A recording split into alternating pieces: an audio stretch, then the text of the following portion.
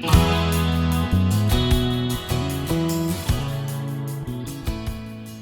this is Debbie from Project 39, and this is the second in my series on how I make cards.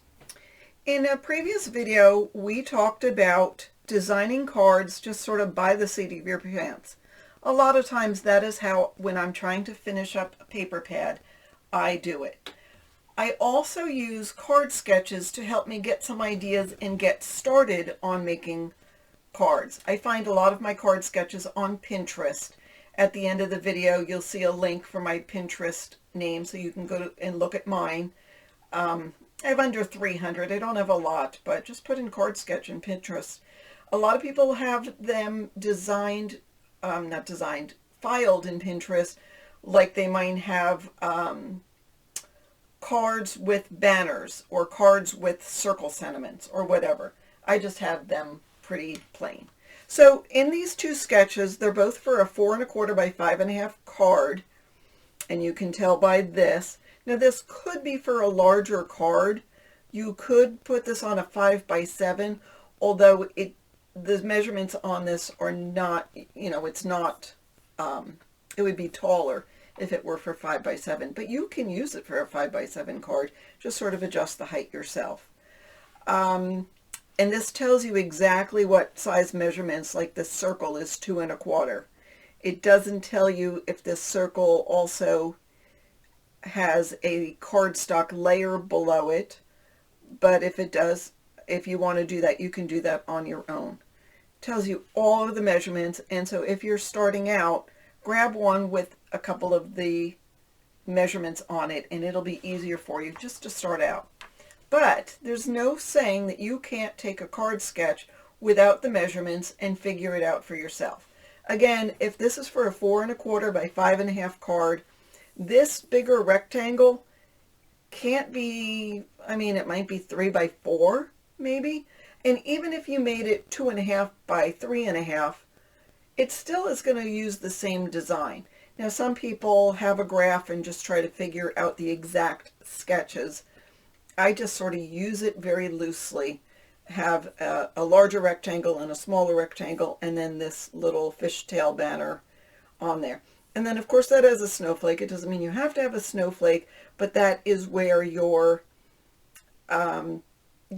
image would go as far as an accent piece. It could be a die cut image, it could be a sticker, it could be something you made, an embellishment you made yourself, just something that's going to be a focal point for the card. So I'm going to go ahead and cut some paper for both of these card sketches, and then we'll put it together and I'll show you exactly how the process works. All right, so now I'm going to put together a card. So we're going to use this Mojo Monday sketch 475, and I cut out papers as close to what I believe the measurements are. And this paper has looks like ink on it, and I will use the front of that. So let me see. I cut out a back. I cut out a rectangle and I backed it with plain colored cardstock. I cut out this fishtail that's represented in green. It looks a little wider than what that's supposed to be, but that's okay. And then for this rectangle, I use that as where I'm going to put the sentiment. Oh, we don't need that one. So I'm going to go ahead and adhere this. It's a little smaller than I would normally do. I don't like very big, wide borders, but that could be a look in itself. I'm just going to center it on here as best I can. Okay, and then this rectangle, and I'm using glue. Sometimes I'll use ATG, sometimes occasionally use score tape. It depends on who it's going to. If it's going to a nursing home, I don't want anything to fall. Actually, if it's going in the mail, I don't want anything to fall off. So I put this one on. I am not telling you that these patterns are perfect together. I'm just trying to match this size, and I actually use some of my scraps. All right, now we put on the fishtail, and according to this card sketch, it goes to the end of the decorative paper, but not, it doesn't go to the end of the card. And it goes just a little bit from the bottom. And this fishtail, if you wanted to, you could actually add, maybe I'd cut 2 fishtails just so it's flat on the page. Right now it sort of bends up. You can't tell it from the camera. I guess if we were to look at it this way, you could see it going up. Let me take off this focus. But it's not the end of the world. And then the sentiment I'm going to put, and obviously you can see it goes down below the rectangle and above the fishtail, so I will do it similar to that. And if you don't want to do it exactly how this is, if you decide that the sentiment goes better there, or if you decide a round sentiment would be better, you could do that. Now, this is a thank you card. So if it wasn't, could I put my birthday cakes? You know, I'm trying to use those birthday cakes. You could put one of the cut aparts from the collection. Of course, the cow doesn't go. I cut out this heart and I added some glossy accents. So I'm just going to put that there, which symbolizes this focal point, which is a snowflake on there, but obviously it's not. So that is using this card sketch to make this card. Now we're going to go ahead and do this one, and of course that was easier because it had the measurements, so that was easy to cut. Now this doesn't have cardstock layers, so I did it without the layers. And again, I used an old piece, not an old piece, but a piece of cardstock that had ink on it because I knew that I'm going to cover it. So I will go ahead and add glue.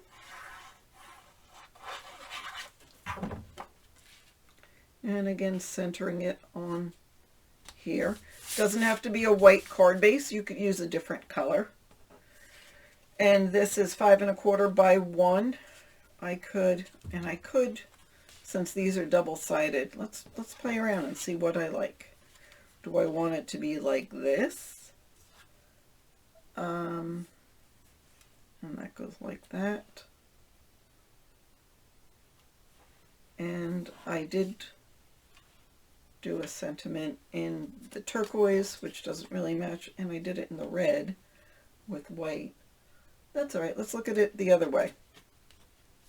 Let's flip this and go like that.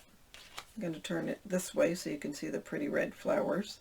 That goes right up against that. I could use that side of that as well, or that,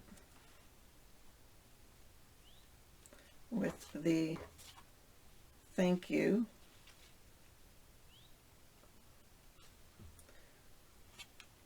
Well, either or. I'm just going to glue it down this way because it works. So I'm going to put this, it goes right on the side.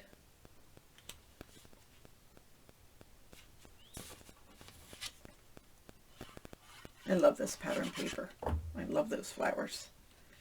And that goes there. I'm tucking it under just a little bit. And it looks like it's centered pretty much on the paper. And then this one, do I want to do that? No, I'm going to stick with this because otherwise it's got 4 patterns. This way there's only 3 patterns, even though that's a different color. And ultimately, you could do however you want. And this shows that there is a layer underneath a cardstock layer. I didn't have one cut out, so I'm just doing it without. But there's thank you. Now this doesn't show a focal point on here. It doesn't have, like this has the snowflake. This doesn't show one. You could actually have used a focal point right here and put your sentiment here or put it here, whatever you want to do. You could add a flower, like if it was birthday, you know, I could use this birthday cake. You know, there's a lot of different things you could do, so you could add that out. You could just put a couple of enamel dots here in the side if you want. You could use a cut apart for the collection. Let's say that didn't say home sweet home. Let's say that said thank you. Sometimes you get sentiments from your collection, and you could put that there. So there's lots of different things you could do. I'm going to do it without any additional things just to make life easy. I say that and I really want the flower. Doesn't match perfectly, but that would work. So that is how you use the card sketch, and then there's additional things you could do. You obviously could put in sentiment inside if you wish. I don't have a sentiment to go with this, but what I did is out of my scraps I used this punch. It's a fishtail banner punch, and I always go through my scraps at the very end and cut some of those out. And then I cut them in various heights.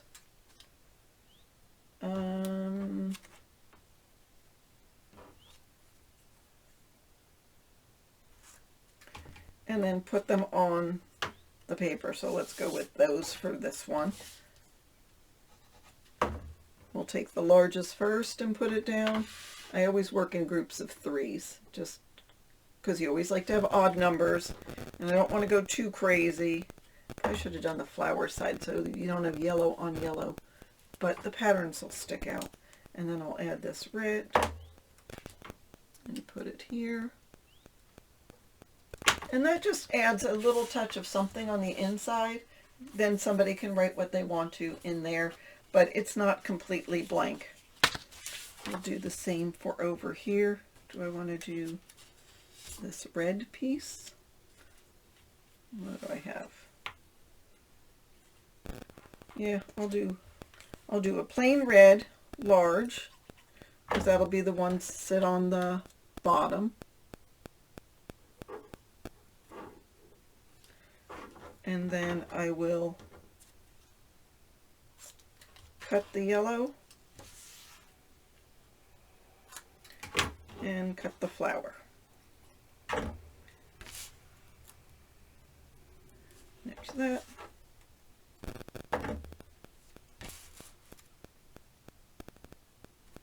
Oh, I shouldn't have done that, right? No harm, no foul. I still have glue on there from the other one, so I'm just going to add that down. And there we go. So that is how to use card sketches to do some cards. And again, check out my Pinterest if you want to see some card sketches that I've already grabbed. But otherwise, look in Pinterest, or I guess you could just do a Google search and find card sketches. So that's what I have for you today. Go ahead and check out the other video in this series. And I've also put a couple of links below of other people from scrapbookers of country craft creation who have done some great tutorials on cards. Thanks again for watching. Have a fabulous day.